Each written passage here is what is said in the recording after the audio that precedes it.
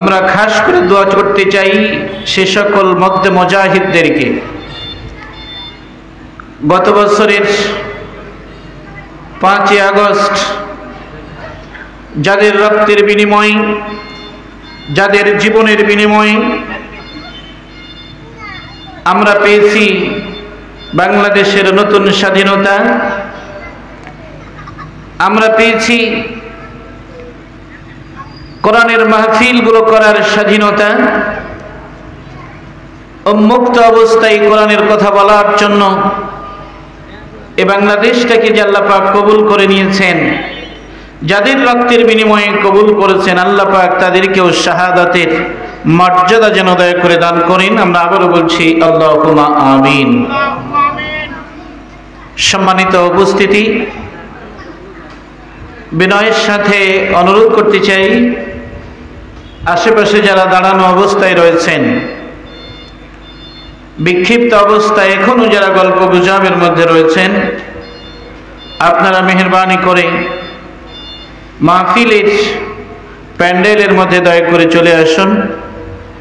অল্প সময়ের মধ্যেই আমাদের প্রধান আকর্ষণ আমাদের মঞ্চে এসে উপস্থিত হবেন ইনশাআল্লাহ। আপনাদের সবাইকে খুব দ্রুত সময়ের মধ্যে মাহফিলের প্যান্ডেলে চলে আসার জন্য অনুরোধ করেই আল্লাহ যেন আসার সুযোগটুকু আমাদেরকে দান করেন। মহান রবের কাছে সে দোয়া করে আমরা আমাদের আলোচনা শুরু করছি। আমি ছোট্ট একটি সূরা আপনাদের সামনে তেলাওয়াত করেছি। সেই ছোট্ট সূরাটি অনেকের খুব পরিচিত সূরা, অনেকের মুখস্থি থাকা সূরা। সেই সূরাটির নাম হচ্ছে সূরাতুন নসর। এই সূরা নসর থেকে আমি আপনাদের সামনে খুবই সংক্ষিপ্ত সময় কথা বলবো ইনশাআল্লাহ। সম্মানিত উপস্থিতি, এই সূরাটির ভিতরে 3টি আয়াতে কারিমা রয়েছে। এই 3টি আয়াতে কারিমার প্রথম আয়াতে কারিমাটির মধ্যে নসর শব্দটি, নসরুন শব্দটি এসেছে। এখান থেকেই এই সূরাটির নামকরণ করা হয়েছে সূরাতুন নসর। এই সূরাটি নাজিলের ব্যাপারে, এই সূরাটি যে সময় নাজিল হয়েছে নবী করিম সাল্লাল্লাহু আলাইহি ওয়াসাল্লামের হায়াতি জিন্দেগীর একদম শেষ মুহূর্তে এসে নবীজির উপর নাজিলকৃত সর্বশেষ পূর্ণাঙ্গ একটি সূরা। নবীজি যে সময় আল্লাহর পক্ষ থেকে এই সূরাটি পেয়েছেন, সেই সময় তিনি জীবনের শেষ হজ পালনের জন্য তিনি মক্কা এসেছেন। কোরবানির জন্য যখন তিনি মিনায় গিয়েছেন,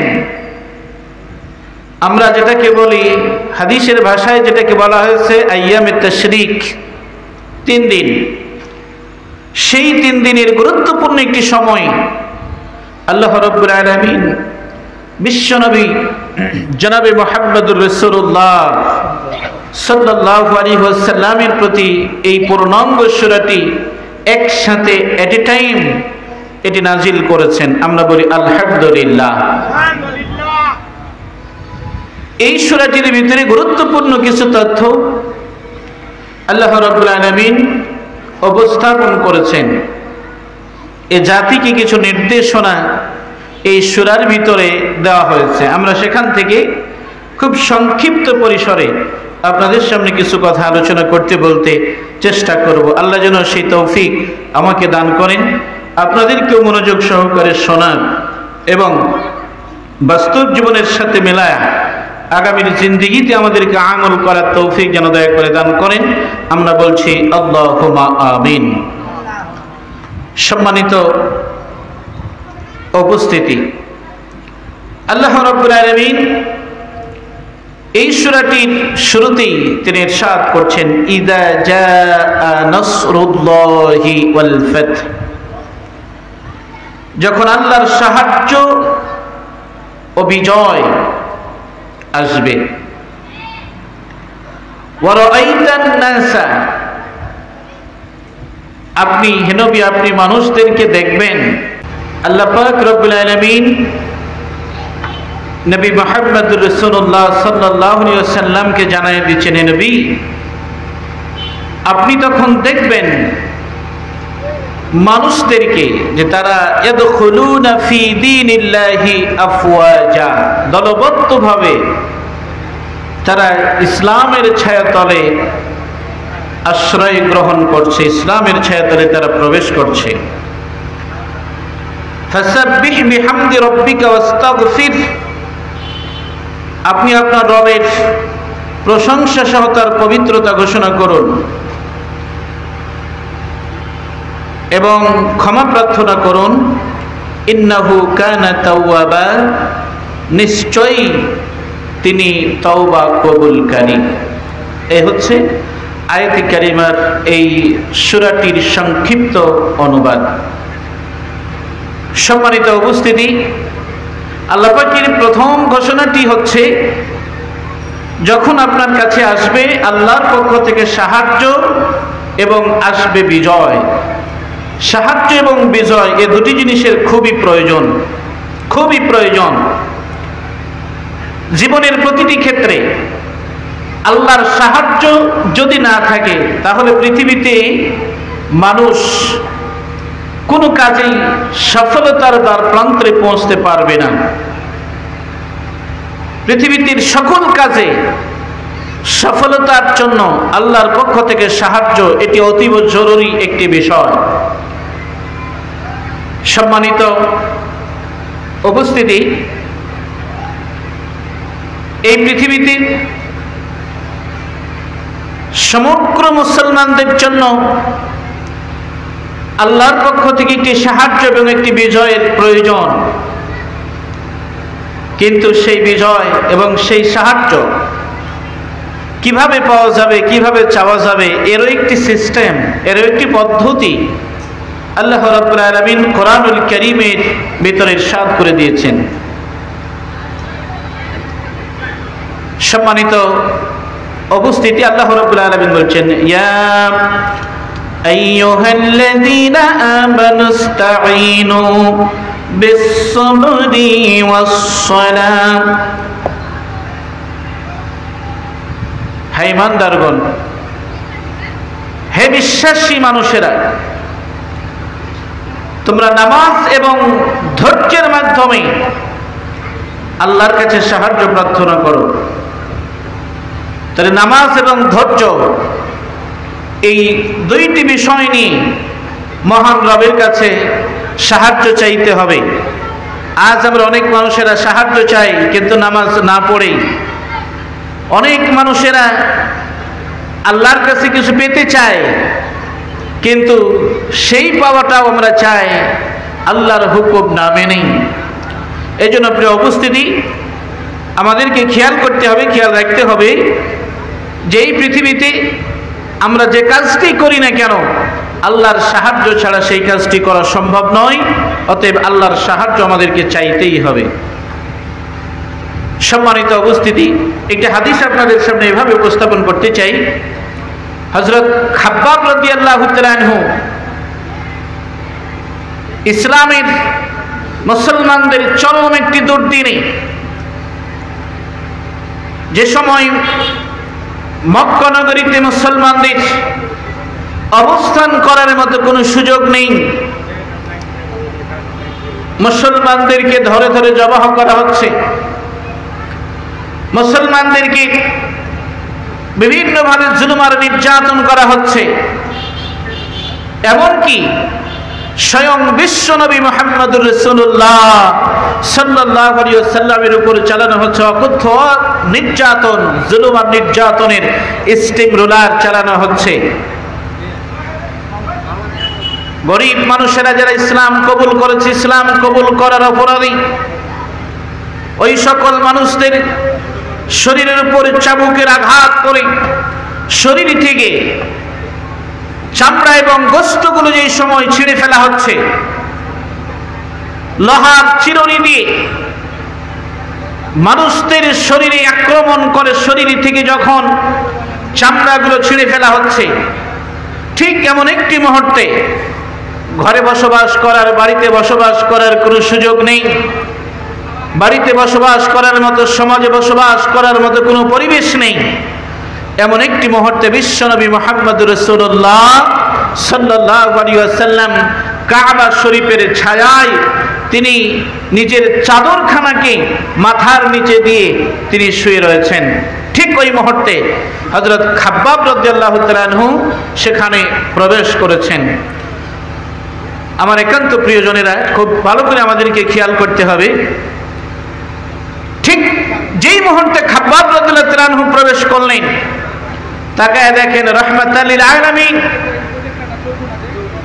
নিজের চাদরখানাকে মাথার নিচে দিয়ে বালিশ বানায়া তিনি শুয়ে আছেন। ওই মুহূর্তে খাব্বাব রাদিয়াল্লাহু তাআলা আনহু বিশ্বনবী সাল্লাল্লাহু আলাইহি ওয়াসাল্লামকে উদ্দেশ্য করে বলছেন, ইয়া রাসূলুল্লাহ, ইয়া হাবিবাল্লাহ, আমাদের এই চরম দুর্দিনেও কি আপনি আমাদের জন্য আল্লাহর কাছে সাহায্য প্রার্থনা করবেন না? আপনি কি আমাদের জন্য আল্লাহর কাছে দোয়া করবেন না, যাতে করে এই পরিবেশ থেকে আল্লাহ রাব্বুল আলামিন আমাদেরকে মুক্তি দান করেন?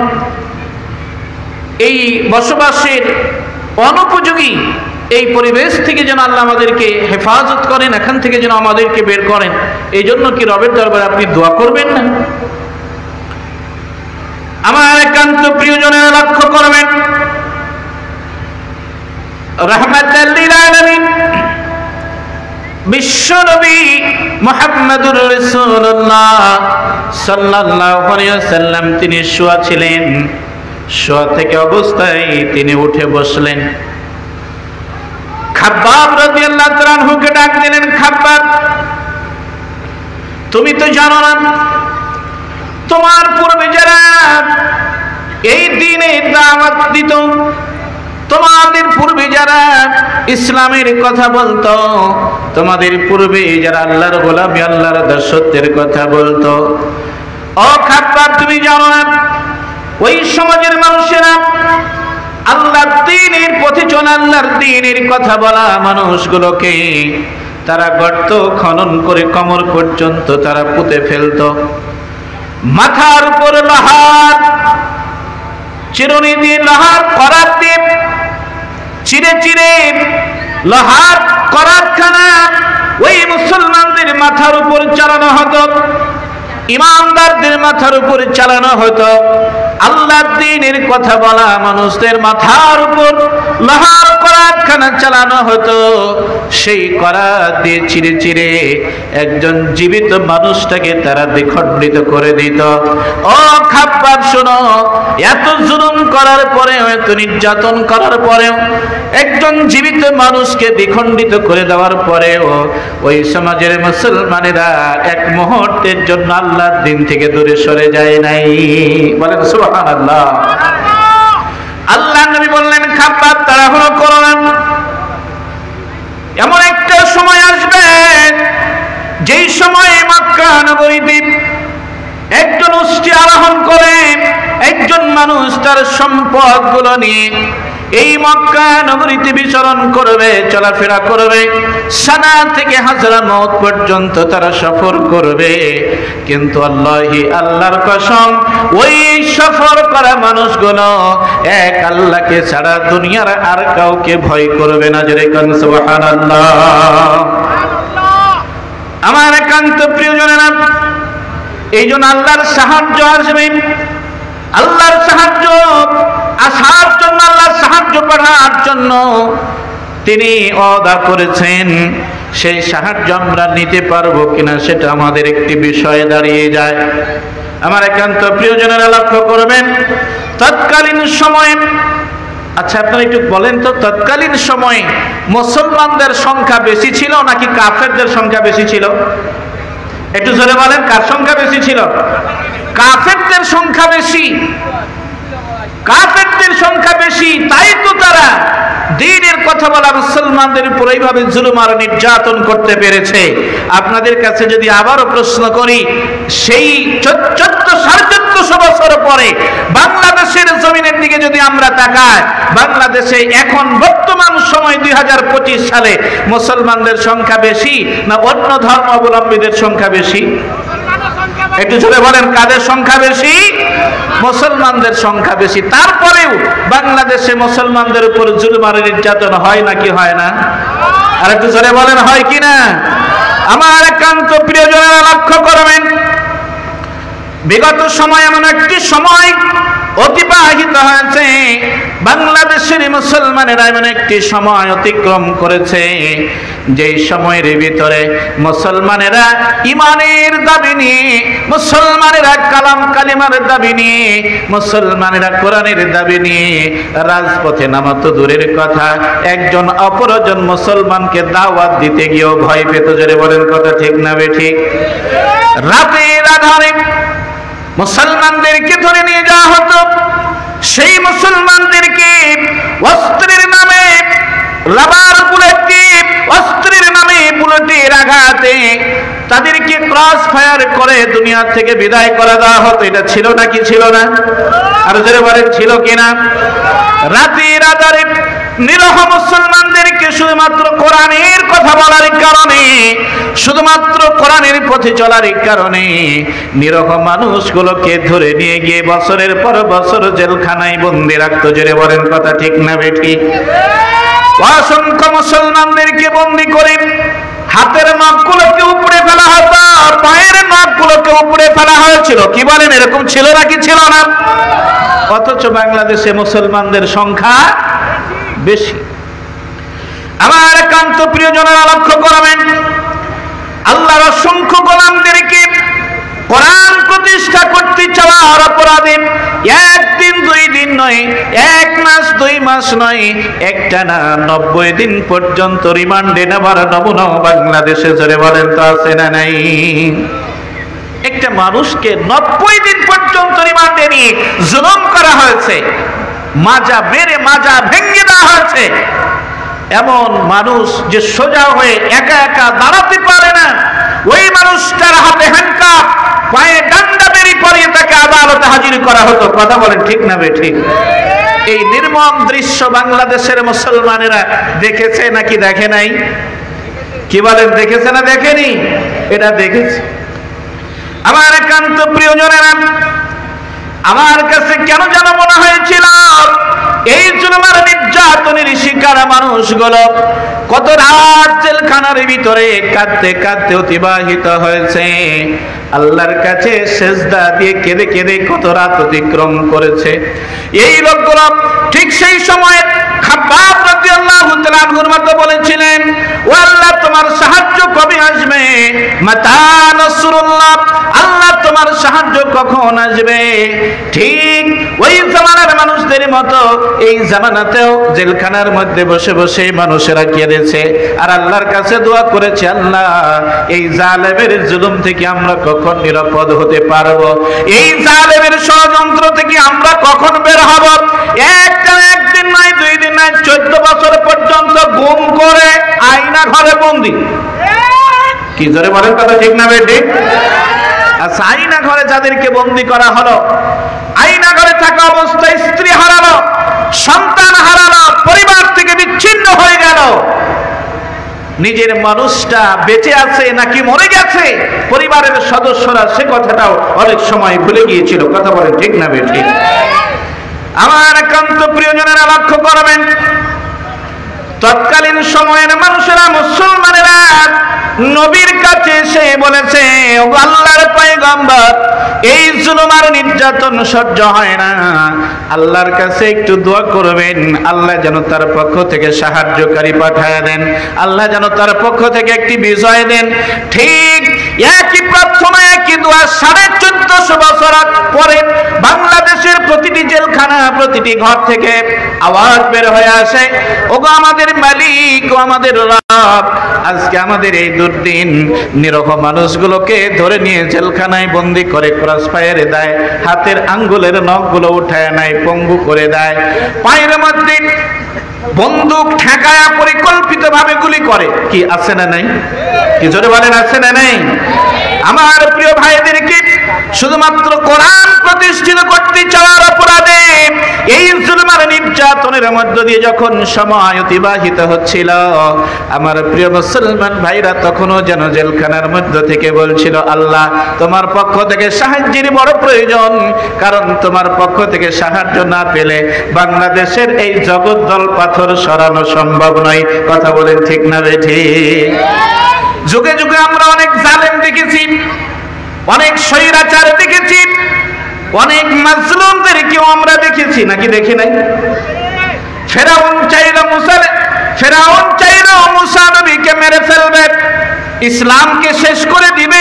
আল্লাহর সাহায্য এসেছিল নাকি আসে নাই? কি বলেন, এসেছিল কিনা? নমরুদ চেয়েছিল অগ্নিকুণ্ডের মধ্যে ফেলে আমার নবী, আপনার নবী, আমাদের সকলের মুসলিম মিল্লাতের অভিভাবক, মুসলিম মিল্লাতের পিতা ইব্রাহিম খলিলুল্লাহকে আগুনের মধ্যে ফেলে পুড়িয়ে শেষ করে দিয়ে ইসলামকে বন্ধ করে দিবে, ধ্বংস করে দিবে, শেষ করে দিবে। ওই সময়ও আল্লাহর পক্ষ থেকে সাহায্য এসেছিল নাকি আসে নাই? আমার ভাইয়েরা, বাবাজিরা, ইউনূস আলাইহিস সালাম মাছের পেটে সমুদ্রের অতল তলদেশে যখন মাছের পেটের মধ্য থেকে তিনি একটু নড়াচড়া করে বুঝতে পারলেন আমি জিন্দা, ঠিক ওই মুহূর্তে ইউনূস আলাইহিস সালাম সাহায্য চেয়েছিলেন কার কাছে? কার কাছে? আল্লাহর কাছে। সমুদ্রের অতল তলদেশে মাছের পেটের মধ্য থেকে ইউনূস আলাইহিস সালাম আল্লাহর দরবারে বললেন, ও আমার রব, লা ইলাহা ইল্লা আনতা সুবহানাকা ইন্নী কুনতু মিনাজ জালিমিন। ও আমার রব, তুমি ছাড়া তো কোনো ইলাহ নেই, তুমি ছাড়া কোনো মালিক নেই, তুমি ছাড়া কোনো রব নেই। ও মালিক, আমি তো আমার নফসের উপর জুলুম করেছি, তুমি যদি আমাকে সাহায্য না করো, তুমি যদি আমাকে ক্ষমা না করো, তাহলে আমি তো জালিমদের অন্তর্ভুক্ত হয়ে যাব। হে রব, তুমি আমাকে সাহায্য করো, আমাকে ক্ষমা করো। ইউনূস আলাইহিস সালাম কি আল্লাহ সাহায্য করেছেন নাকি করেন নাই? কি বলেন, করেছে না? ইউনূস নবীকে আল্লাহ সাহায্য করলেন। আমার নবী, আপনার নবী আল্লাহর কাছে সাহায্য চাইলেন। বিশ্ব নবী রাহমাতাল লিল আলামিন বদরের প্রান্তরে চলে গেলেন। বদরের প্রান্তে কাফের মুশরিকদের বিরুদ্ধে বিশ্ব নবী রাহমাতাল লিল আলামিন মাত্র কজন সাহাবী নিয়ে উপস্থিত আল্লাহর দরবারে মোনাজাত শুরু করলেন, ও আমার রব, বদরের প্রান্তরে এই যে 313 জন তোমার সৈনিককে নিয়ে তোমার দরবারে হাজির হয়েছি, ও মালিক, দুনিয়ার কাফেরেরা এই বদরের দুইটি প্রান্তের, একটি এঁটেল মাটির দিক আর একটি বালি মাটির দিক। ও মালিক, কাফের বেদিন মুশরিকেরা এঁটেল মাটির শক্ত দিকটা তারা ধারণ করেছে, ওই দিকটা তারা দখল করেছে। মাত্র 313 জন মুসলমানের জন্য বালির দিকটা এখন বাকি। মুসলমানেরা সেখানে এসে দাঁড়ালেন, বালির উপরে মুসলমানদের দৌড়াদৌড়ি করতে অসুবিধা হবে, এই চিন্তা করে কাফেররা ওই দিকটা ছেড়েছে, আর শক্ত এঁটেল মাটির দিকটা তারা গ্রহণ করেছে। রাহমাতাল লিল আলামিন বদরের প্রান্তরে উপস্থিত হলেন। সকালবেলায় শুরু হবে যুদ্ধ, আগেই বলেন আলহামদুলিল্লাহ। সকালেই শুরু হবে যুদ্ধ, রাতের বেলা রাত যত গভীর হচ্ছে মুসলমানদের তাঁবুর মধ্য থেকে কান্নার আওয়াজ তত বেড়ে যায়। আল্লাহু আকবার। স্বয়ং রাহমাতাল লিল আলামিন মুসলমানদের তাঁবুর মধ্য থেকে রবের দরবারে দুখানা হাত তুলে বলেন, ওগো আমার রব, আমাদের মালিক, 313 জন তোমার গোলামকে নিয়ে বদরের ময়দানে হাজির হয়েছে। ও মালিক, আজকের দিনে তোমার সাহায্যের বড় প্রয়োজন। তাকায় দেখো, বদরের প্রান্তরের দুইটি দিকে দৌড়াদৌড়ি করা যায় এমন শক্ত দিকটা কাফেররা দখল করেছে, আর আমার জন্য বালি মাটির দিকটা রেখে দিয়েছে, বালিতে যেন দৌড়াদৌড়ি করতে অসুবিধা হয়। ও মালিক, আজকের দিনে তোমার সাহায্যের বড় প্রয়োজন। মালিক, তোমার দিনকে যদি বাঁচাতে চাও, তাহলে তোমার পক্ষ থেকে আমাদের জন্য সাহায্যকারী পাঠাও। যেরকম আল্লাহু আকবার। আল্লাহ সাহায্য করেছেন নাকি করেন নাই? বদরের ময়দান, রাত যত গভীর হয় নবীজির কান্না তত বেড়ে যায়। হঠাৎ নবীজি লক্ষ্য করলেন আকাশে মেঘের ঘন ঘটা, প্রচন্ড ঝড় আর বৃষ্টি শুরু হয়ে গেল। জোরে কোন আল্লাহু আকবার। কে দিচ্ছেন? জোরে বলেন কে? আল্লাহ পাক রব্বুল আলামিন আসমান থেকে বারিধারা নাজিল করলেন, রহমতের বৃষ্টি নাজিল হয়ে গেল। এই প্রচন্ড ঝড় আর বৃষ্টির মধ্য দিয়া কাফেরদের তাঁবুগুলো উড়ে চলে গেল। আর এঁটেল মাটির উপর বৃষ্টি হলে রাস্তাটা মনে হয় শক্ত হয়, জি, রাস্তা পিচ্ছিল হয়ে যায়। আর যদি বালি মাটির উপর, বালির উপর যদি বৃষ্টি হয়, তাহলে সেই বালিটা কি হয়? শক্ত হয়ে যায়। আল্লাহ রাব্বুল আলামিন ওই মুহূর্তে নিজের পক্ষ থেকে, আল্লাহর পক্ষ থেকে আল্লাহ সাহায্য পাঠালেন। বদরের ময়দানে কাফেরদের সেই দখল করে থাকা দিকটা কাদাযুক্ত হয়ে গেল। তারা আর দৌড়াদৌড়ি করতে পারবেন না। বিষয়টা কি এমন? জোরে বলেন, বিষয়টা এমন। তখন মুসলমানদের সাহায্য করেছেন যেই রব মুসলমানদেরকে আজও সাহায্য করছেন, কোন রব? সেই রব। কি কথা ঠিক না ঠিক? আমার একান্ত প্রিয়জনেরা, আজ থেকে নিয়ে 1450 বছর আগে আল্লাহ পাক মুসলমানদেরকে সাহায্য করলেন। ঠিক 1450 বছর পর মুসলমানেরা যখন লক্ষ্য করলো, ও মালিক, বাংলাদেশের জমিনে মনে হয় আর দিনের সূর্যটা মনে হয় আর উঠবে না। কারণ পরিকল্পনা বাড়তে বাড়তে 2021 সাল থেকে 31 সাল, তারপর আবার 41 সাল। কি ঠিক না ঠিক? আর এদিকে জুলুম আর নির্যাতন বাড়ে না কমে? জুলুম নির্যাতন বাড়তে থাকে। ক্ষমতা মেয়াদটা যত লম্বা হয়, মুসলমানদের উপর জুলুমটা তত লম্বা হয়। এই জুলুম আর নির্যাতন বাড়তে বাড়তে মুসলমানরা চিন্তায় পড়ে গেল, বাংলাদেশের হায় হলো কি, হচ্ছে কি? আল্লাহ, দিনের বিজয় কি কোনোদিন বাংলাদেশে হবে না? এই জালেম কি বাংলাদেশ থেকে বিদায় হবে না? বরং উল্টো জালেমেরাই চাইল ইসলাম বাংলাদেশে থাকবে না। কি কথা ঠিক না ঠিক? ইসলাম বাংলাদেশে রাখা যাবে না, ইসলামকে শেষ করে দিতে হবে। ইসলামকে শেষ করতে গিয়ে, ইসলাম প্রতিষ্ঠিত করতে চাওয়া একজন দুইজন না, প্রায় 7 জন আল্লাহর গোলামকে ফাঁসির কাস্তে ঝুলিয়েছে। জোরে বলেন কথা ঠিক না ঠিক? আমাদের কলিজার টুকরা, মাথার তাজ আল্লামা সাঈদীকে 13 বছর জেলখানায় বন্দী রেখেছে। পরিকল্পনা একটাই, এদেরকে হত্যা করলে বাংলাদেশ থেকে ইসলাম মুছে যাবে। বিভিন্ন জায়গাতে গিয়ে তারা ঘোষণা করেছে বাংলাদেশে এখন ইসলাম পন্থীরা আর নাই। কি বলেছে না কি বলে নাই? কি বলেছে কি না? বিভিন্ন ঠাকুরদের, দাদা বাবুদের দৃষ্টি আকর্ষণ করার জন্য তখন বলেছিল বাংলাদেশে জঙ্গির উত্থান হয়েছে। বাংলাদেশে জঙ্গি অনুসন্ধান করার জন্য আমেরিকা থেকে, বিভিন্ন জায়গা থেকে অলরেডি টিম পাঠানোর জন্য বিভিন্ন ব্যবস্থাপনা তৈরি হয়েছে। আলহামদুলিল্লাহ, এতগুলো মুসলমানদের কান্না, এতগুলো মুসলমানদের আর্তনাদ, এতগুলো মুসলমানদের ফরিয়াদ শুনেছেন কে? যদি বলেন কে শুনেছেন? আল্লাহ পাক রব্বুল আলামিন শোনায় দিলেন। বাংলাদেশের মুসলমানেরা যখন আল্লাহর কাছে বলল, আল্লাহ মাতা নাসরুল্লাহ, আল্লাহ তোমার পক্ষ থেকে কখন সাহায্যকারী আসবে, আমরা এই জুলুম থেকে কখন বাঁচবো? জেলখানার কয়েদিরা দোয়া করে, আল্লাহ জেলখানার ভিতরেও শান্তি নাই, ওগো মালিক, তোমার দিন প্রতিষ্ঠিত করতে চাওয়ার কারণে আজ জেলখানায় আসতে হয়েছে। মালিক, তুমি বলে দাও এই জেলখানার জুলুমের অবসান কবে ঘটবে, আর তোমার পক্ষ থেকে সাহায্যকারী কবে আসবে? আল্লাহ রাব্বুল আলামিন যেন বান্দাদেরকে ডাক দিয়ে বলেন, ও বান্দারা, জেলখানার মধ্যে বসে তোমাদের কষ্ট হয়, আমার কাছে সাহায্য চাও। ও বান্দারা, তোমরা যখন আমার কাছে সাহায্য চেয়েছো, তোমরা শুনে রাখো, আলা ইন্না নাসরাল্লাহি করিব। ও বান্দা, আমার সাহায্য তো তোমাদের নিকটই আছে। বলেন আল্লাহু আকবার।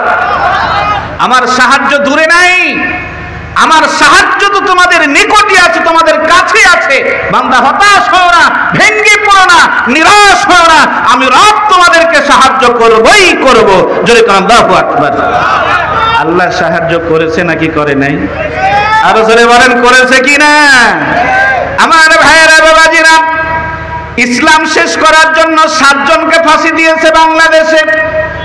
কিন্তু বাংলাদেশের মানুষেরা, বাংলাদেশের যুবকেরা, বাংলাদেশের ছাত্ররা, এই বাংলাদেশের বৃদ্ধরা সিদ্ধান্ত নিয়েছে, না, 7 জন বিদায় করতে হবে না, 1 জন বিদায় করলেই ওরা শেষ। যেরকম কথা ঠিক না বেঠিক? আন্দোলন শুরু হলো। আন্দোলনের এমন একটি পর্যায়ে, এমন একটি পরিস্থিতি সৃষ্টি হলো, 17 বছর ধরে, 16 বছর ধরে মুসলমানদের উপর জুলুম আর নির্যাতনের স্টিম রুলার চালানো সেই ব্যক্তিরা বাংলাদেশ থেকে পালাতে বাধ্য হয়েছে। কথা বলেন ঠিক না বেঠিক? সেই তো আল্লামা বলেছিলেন, কোন এক মাহফিলে কথা বলতে গিয়ে তিনি বলেছিলেন, সময় এমন একদিন আসবে বাংলাদেশ থেকে পালাবার জন্য ইন্দুরের গর্ত খুঁজে পাবে না। সেটা বাস্তব হয়েছে নাকি হয় নাই? আরো জোরে বলেন, হয়েছে কিনা? আল্লামা শুধু ওটাই বলে নাই, আর একটি কথাও তিনি বলেছিলেন। সেটি কি? সেটি হচ্ছে, মুসলমানদেরকে তোমরা মৌলবাদী বলো, মৌলবাদীরা থাকে মূলে। কোথায় থাকে? মূলে থাকে। আর যারা মৌলবাদী বলে ওরা থাকে গাছের আগায়। তিনি বলেছিলেন, এই 16 কোটি বাংলাদেশের 16 কোটি মুসলমান যখন একযোগে মূলের জায়গা থেকে গাছে ঝাঁকি দিবে, তখন আর বাংলাদেশে থাকতে পারবে না, মামু বাড়ি দিল্লি গিয়ে পড়বে। পড়েছে না পড়ে নাই? আরো জোরে বলেন, পড়েছে কি না?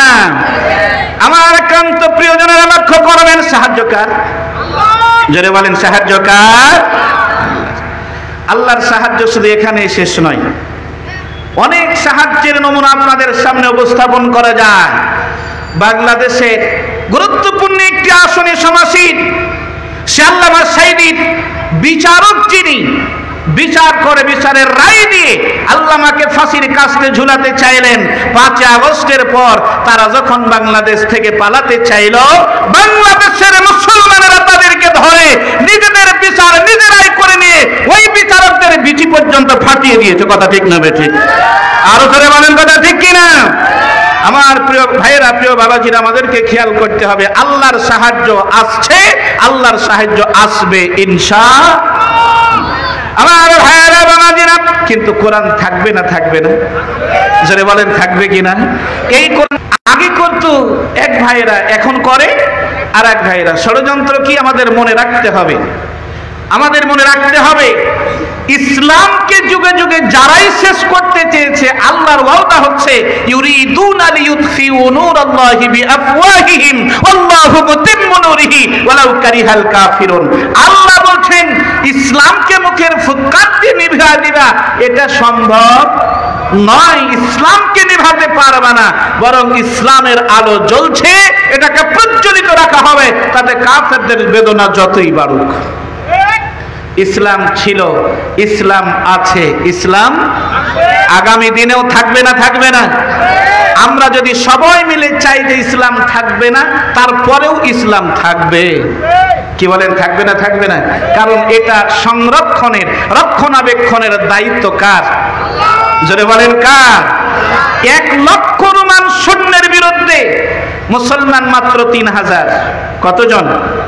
জোরে বলেন, কতজন? 1 লক্ষ রোমান সৈন্যরা অস্ত্রে শস্ত্রে সুসজ্জিত হয়ে 3000 মুসলমানদের উপর যদি আক্রমণ চালায়, তাহলে 1 লক্ষের জন্য 3000 পানি খাওয়াও জুটবে না। কি বলেন, ঠিক না বেঠিক? কিন্তু 1 লক্ষ রোমান সৈন্যের বিরুদ্ধে 3000 মুসলমানদেরকে আল্লাহর পক্ষ থেকে সাহায্য দিয়ে আল্লাহ পাক বিজয় দিয়েছেন নাকি দেন নাই? আরো যারা বলেন, দিয়েছেন না দেন নাই? আজকে আমরা লক্ষ্য করেছি, তৎকালীন সময়ে ইসলামকে ধ্বংস করার জন্য, কোরআনের আইনকে বিলুপ্ত করার জন্য আজও স্মরণ করছি, বাংলাদেশের জমিনে অন্য ধর্মাবলম্বী মানুষেরা চায় কোরআন যেন প্রতিষ্ঠিত হয়, আর এক শ্রেণীর নামধারী মুসলমানেরা চায়, দাবি করে। একটু লজ্জা শরম তো থাকা দরকার। মুসলমান দাবি করে, নিজেকে মুসলমান পরিচয় দেয়, সুযোগ পেলে মাথায় টুপি পরে যায়, সুযোগ পেলে ঈদের নামাজে যায়। কিরকম মুসলমান আছে না নাই? যদি বলেন আছে না নাই? এটা দূরে না, বাংলাদেশে। এটা বাংলাদেশেই। শরিয়া আইনে বিশ্বাস করি না, এই কথা যারা বলে, আমরা রীতিমতো বলি শরিয়া আইনে বিশ্বাস করি না, এই কথা বলে যদি টুপি পরে থাকে, পাঞ্জাবি পরে থাকে, মসজিদে গিয়ে থাকে, তাহলে রীতিমতো ইসলামের সাথে ধোঁকাবাজি করেছে। কি জোরে বলেন, কথা ঠিক না ঠিক? আর ওরাই আবার আমাদেরকে বলে আমরাই নাকি ধর্মের নামে ব্যবসা করি। কে বলে না, কে বলে না? জোরে বলেন, বলে কি না? ধর্মের নামে আমরা ব্যবসা করি না, এটা আমাদের প্রতিদিনের কাজ। টুপি পরা এটা প্রতি মুহূর্তের কাজ। মানুষের কাছে ইসলামের দাওয়াত নিয়ে যাওয়া প্রতি মুহূর্তের কাজ। প্রতিদিনের 5 ওয়াক্ত নামাজ পড়ে আমার ইমানি দায়িত্ব। এটা মুসলমানদের দৈনন্দিন কাজের অন্যতম একটি গুরুত্বপূর্ণ কাজ। প্রতিদিনের 5 ওয়াক্ত নামাজ আদায় করা লাগবে। এগুলো এখন বাবা বলে আমরা ইসলাম মানি না। তোমাদের মতো ধোঁকাবাজদেরকে চিনতে বাংলাদেশের মুসলমানদের আর সময় লাগবে? জোরে বলেন, আর সময় লাগবে? আমার ভাইয়েরা বাবাজিরা খেয়াল করবেন, এই শরীয়ত আইন আছে নাকি আসে না? কি কথা মিলা যায়? প্রতিদিনের আপনারা নিউজ দেখবেন, প্রতিদিনের খবর দেখবেন। আমি গতকালকে দেখছিলাম একজন হিন্দু সম্প্রদায়ের যিনি ঠাকুর, সাংবাদিকেরা গিয়ে ওনাকে জিজ্ঞাসা করছেন, বাবাজি কি করতে চান? উনি পরিষ্কার বললেন, আমাদের শান্তি শৃঙ্খলা রক্ষার জন্য আগামী দিনে আমরা ইসলামকে চাই। জোরে বলেন আলহামদুলিল্লাহ, আল্লাহু আকবার। বিভিন্ন সময় আপনার এটা দেখবেন, প্রতিদিনের নিত্য নতুন নিউজ, এটা প্রতিদিনের খবর আসছে। মানুষেরা দলে দলে সারিবদ্ধভাবে ইসলামের ছায়াতলে আসতে শুরু করেছে। তার কারণ হচ্ছে ইসলাম ছাড়া যে শান্তি নাই, এটা মানুষ অনেক অংশে এখন বুঝতে সক্ষম হয়েছে। কি বলেন, কথা ঠিক না ঠিক? বাংলাদেশ স্বাধীন হওয়া 53 বছর হয়ে গেছে। বাংলাদেশ স্বাধীন হওয়া 53 বছর হয়ে গেছে। 54 বছরের বাংলাদেশের স্বাধীনতা, বাংলাদেশের সংবিধান মানব রচিত সংবিধান দিয়ে বাংলাদেশ পরিচালিত হচ্ছে। কথা বলেন ঠিক না ঠিক? মানব রচিত সংবিধান দিয়ে বাংলাদেশ পরিচালিত হওয়ার কারণে আজকে 53 বছর ধরে বাংলাদেশে শান্তি প্রতিষ্ঠার জন্য চেষ্টা করা হয়েছে, কিন্তু মানব রচিত আইনের কারণে বাংলাদেশে শান্তি এখনো আসছে, শান্তি আসে নাই। এই জন্য 53 বছরের অভিজ্ঞতা যাদের, তারা এখন চিন্তা করেছে আগামী দিনে যদি শান্তি পেতে চায় তাহলে ইসলামের বিকল্প কোনো পথ, জোরে বলেন, বিকল্প কোনো পথ নাই। আমার ভাইয়েরা বাবাজিরা, শরীয়তের একটা হুকুম যদি চালু হয়, জোরে বলেন কয়টা? শরীয়তের সব হুকুম বাস্তবায়ন হবে। একটা হুকুম যদি চালু হয় তাহলে বাংলাদেশের অসংখ্য অপরাধ কমে যাবে। আমার সাথে আপনারা একমত কিনা? জোরে বলেন একমত কিনা? আজকে মানুষ খুন করা এটা আমাদের কাছে যেন ইজিলি হয়ে গেছে, সহজ হয়ে গেছে। আপনারা লক্ষ্য করবেন, বাড়ির থেকে উঠিয়ে নিয়ে গিয়ে রাস্তাঘাটে তাকে মেরে আহত করা হচ্ছে, মেরে ফেলে দেওয়া হচ্ছে, তাকে গুলি করে হত্যা করা হচ্ছে। রাস্তায় পাথর মেরে মানুষকে, জিন্দা মানুষকে পাথর মেরে নিশ্চিহ্ন করে দেওয়ার নমুনা বাংলাদেশে আছে না নাই? আরো জোরে বলেন, আছে না নাই? আল্লাহ রাব্বুল আলামিন ডাক দিয়ে বললেন, বান্দারা যদি স্বাধীনতা চাও, যদি নিরাপত্তা চাও, যদি শান্তি পেতে চাও, আল্লাহর কোরআনের বাইরে গিয়ে শান্তি পাওয়া যাবে না। আল্লাহ পাক একটা আইন নাজিল করলেন। আল্লাহ পাক জানিয়ে দিলেন, আল কতলু বিল কতল, হত্যার বদলে হত্যা, হত্যার বদলে হত্যা। ওয়ালা আইনু বিল আইন, চোখের বদলে চোখ, চোখের বদলে চোখ।